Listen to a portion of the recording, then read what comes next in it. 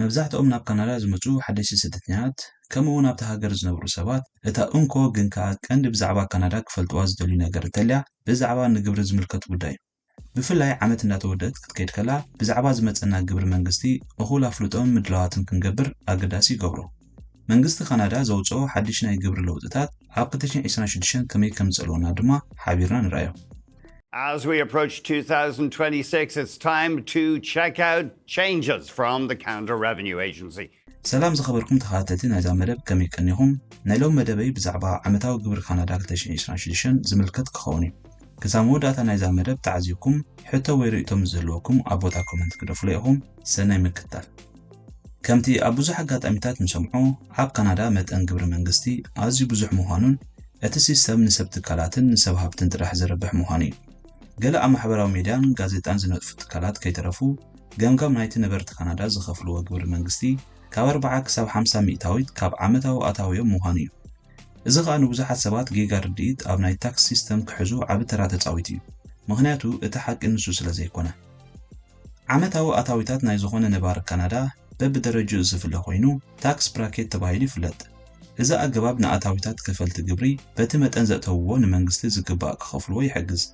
ብዘይካዚ ፌደራል መንግስቲ ዝወስዶ ግብርን እቲ ትነብረሉ ዘለኻ ዞባ ወይ ፕሮቪንስ ዝወስዶ ግብርን ዝፈላለው ኮይኑ እተን ዞባታት በብወገነን ነናተን መጠን ሚእታዊት ንነበርተን የኽፍላ። ንኣብነት ኣብ ኦንታሪዮ ዝነብሩ ሰባትን ኣብ ብሪቲሽ ኮሎምቢያ ዝነብሩን ዝተፈላለየ መጠን ግብሪ ይኸፍሉ።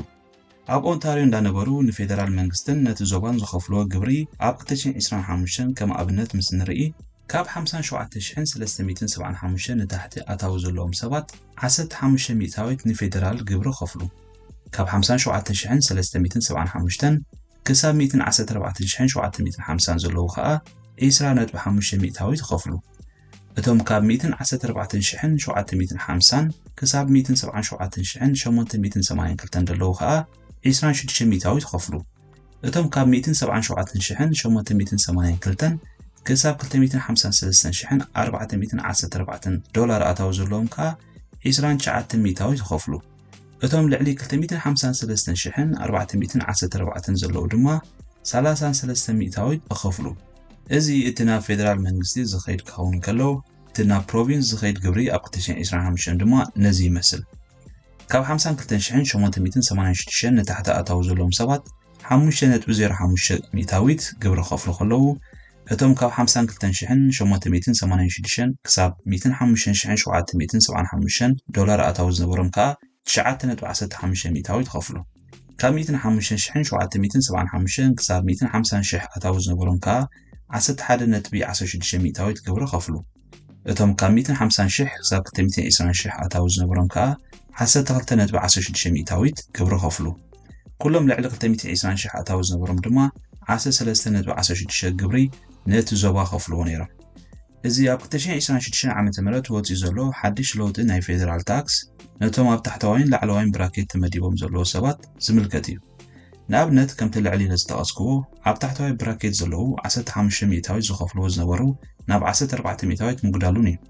ብዘይካዚ ካብ 57375 ንታሕቲ ዝነበረ መለክዒ ናይ ዝታሕቲ ታክስ ብራኬት ደረጃ ናብ 58523 ክብ ከም ዘበልዎ ኣፍሊጦም። እዚ ማለት ካብ 2026 ዓመተ ምህረት ጀሚሮም እቶም ትሕቲ 58523 ዓመታዊ ኣታዊ ዘለዎም ሰባት 14 ሚእታዊት ንፌደራል ግብሪ ክኸፍሉ እዮም። እቲ ንፕሮቪንስ ዝኽፈል ድማ ተወሳኺ የድልዎ ማለት እዩ። ብዘይካዚ እቶም ታሕተዋይ ኣታዊ ዝነበሮም ሰባት ማለት ዓመታዊ 16452 ወይ ትሕቲኡ ዝኾነ ይኹን ግብሪ ንፌደራል መንግስቲ ኣይክኸፍልዎን እዮም። እቲ ካልእ ብዙሕ ሰብ ክፈልጦ ዘለዎ ነገር ኣታዊታትካ ስለ ዝወሰኸ ሙሉእ ብሙሉእ ካብቲ ዝነበርካዮ ናይ ታክስ ብራኬት ወፂኻ ናብ ላዕለዋይ ብራኬት ተኣቱለኻ ማለት ኣይኮነን። ብዙሕ ሰብ ደሞዘይ ወሲኹ ወይ ብዙሕ ኣታዊ ገይረ እሞ ብዙሕ ክኸፍል ክብል ንሰምዕ ኢና። ልክዕ እዩ ካብቲ ውሕድ ኣታዊ እንከለካ ተኸፍሎ ዝነበረካ ወሳኽ ይግበረሉ እዩ። ሙሉእ ብሙሉእ ግን ምስቶም ላዕለዎት ብራኬት ትሕወስ ማለት ኣይኮነን። ንኣብነት ዓመታዊ ኣታዊኻ 70,000 ምስ ዝኸውን ነተን ቀዳሞት 58,000 14 ሚእታዊት ተኸፍለለን። ምክንያቱ ኣብ ታሕተዋይ ብራኬት ስለ ዘለዋ። ነተን ዝተረፈ 12,000 ከዓ 20.5 ሚእታዊት ተኸፍለለን። ምክንያቱ ኣብ ልዕሊኡ ዘሎ ብራኬት ስለ ዝኣትዋ። እዚ ነቲ ናይ ፌደራል ታክስ ክኸውን ከሎ ብተመሳሳሊ እቲ ትነብረሉ ዘለኻ ፕሮቪንስ ብከምዚ ዓይነት ኣገባብ የኽፍለካ።